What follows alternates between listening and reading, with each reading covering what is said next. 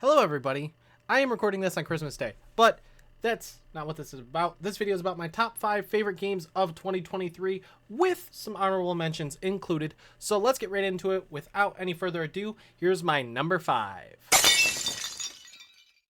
So number 5 on my list is Final Fantasy 16. The reason why this isn't higher on my list is because although I really love the game, I do have some issues with it, such as some of the side missions are kind of boring and not very good. The hunts are really fun. There's a few side missions here or there that are meaningful and actually do matter, but a lot of the side quests are very boring and kind of drawn out to where you kind of want to fall asleep. But the main story for the most part, with the exception of some quests, like the big main stuff is absolutely incredible in Final Fantasy 16, and I really loved this game's story. I loved its story, I loved its combat, and the boss fights. You can't even get me started on the boss fights. If this game didn't have the flaws and issues that I have with it, with the side quests, like if those were more interesting and the full story all the way through was the way that like the big stuff is, it would be the craziest. This possibly could have been Game of the Year. I'm not saying it's not Game of the Year worthy. I do believe it should have been in the Game of the Year category, but it unfortunately was not. But I will say that the story for this game is incredible. I love its gameplay. I love the combat. I love the story. The story is incredible. And the boss fights are some of the best that I've ever seen in a video game in my life. They are epic. The scale of the fights are so above and beyond when it comes to Square Enix and the bosses that they do, that the bosses in this game made me so excited, way more excited for Final Fantasy VII Rebirth when that comes out, because I don't even know what to expect and how insane they're just gonna really go. So that's my number 5. Loved Final Fantasy 16. I do recommend checking that game out. Number 4 on my list is Super Mario Bros. Wonder.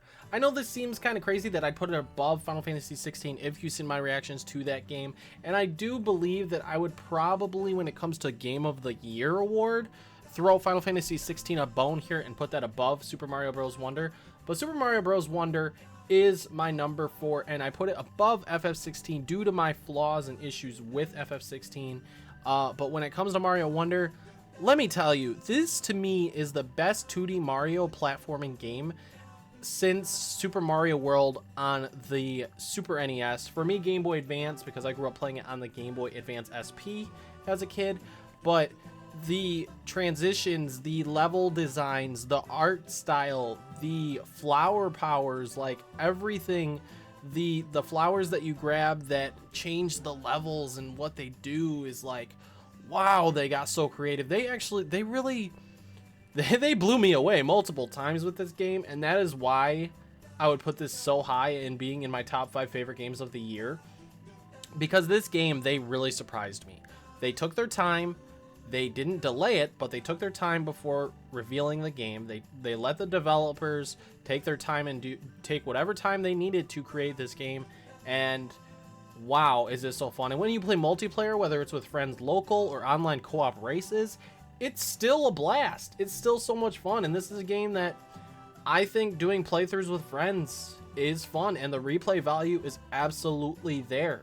The replay value is there like Super Mario World, and I am not massive on replay value when it comes to 2D Mario games other than Mario World, and now I got that same feeling again as an adult with Super Mario Bros. Wonder, and I love it. I love it so much. Now you might be able to predict my final 3, maybe, but number 3 on my list is Resident Evil 4 Remake. This game was, listen, the original did not need a remake. This game still lives up to today's standards. This game came out on the GameCube and the PlayStation 2, and this game still lives up to today's standards. Even though graphically it's not as impressive, gameplay-wise, the original was fantastic, and it's still probably the greatest Resident Evil game to date. But then they decided to update it with a remake, which some people were worried about because the original is so good, and we were blown away. It was perfect. It's perfect. The remake of Resident Evil 4, from the gameplay to the story to the voice actors to everyone involved with this game, they knew how important, if they were going to remake Resident Evil 4, how important it was. And despite the changes, other than like Ada's voice actor not being quite as good as the original, I think for the most part, Resident Evil 4 Remake was phenomenally well done. And Capcom came out with an absolute banger again.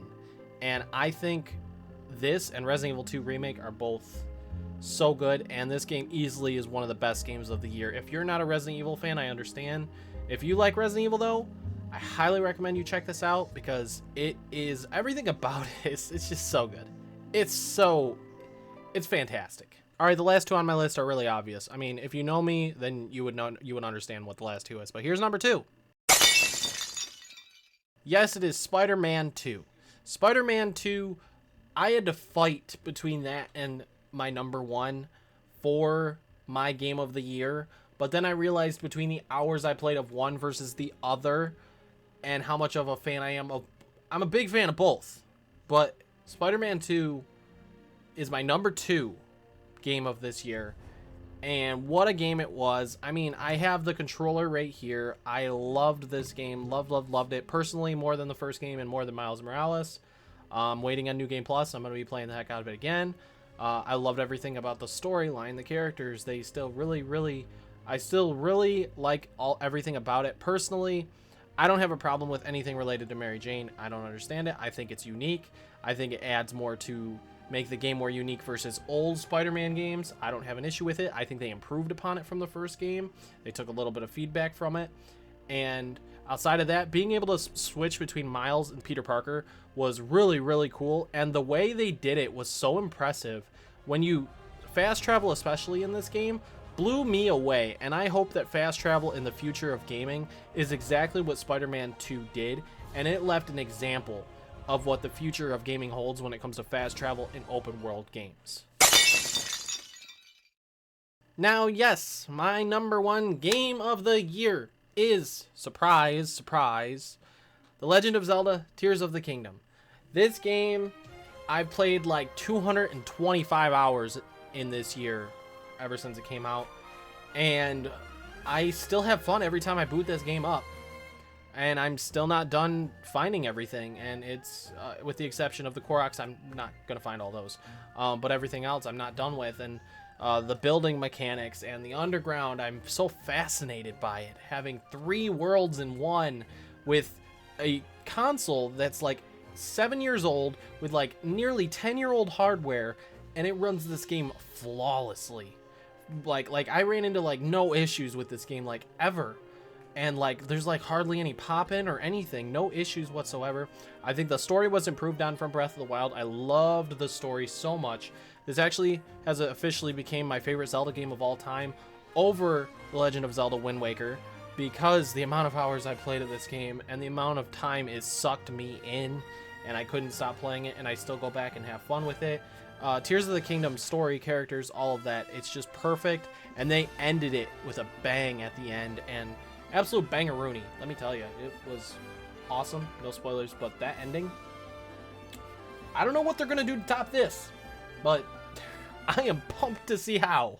All right, now, honorable mentions. We're just going to bang right through them really fast. Dead Island 2, Street Fighter 6, Mortal Kombat 1, Star Wars Jedi Survivor, Metroid Prime Remastered, Liza P, and Super Mario RPG. Now, maybe Liza P could have been in my top 5, but I will say I've not finished that game yet, so that is very unfair for Liza P, but I really like that game, and I need to get back to it. I've just been super busy with the holidays and with work, and I was working overtime because I'm in retail, and other reasons of things going on, and me trying to play other games, such as the God of War DLC, which I haven't finished yet, the Final Fantasy 16 DLC I finally finished, and I want to get back to Liza P still after I finish the God of War DLC, because that's my next priority. That being said, though, that is my top 5 favorite games of 2023. All the honorable mentions, as you could tell, there were so many good games this year. There were some games I did not even play. That's why they're not mentioned here, because there were so many games this year.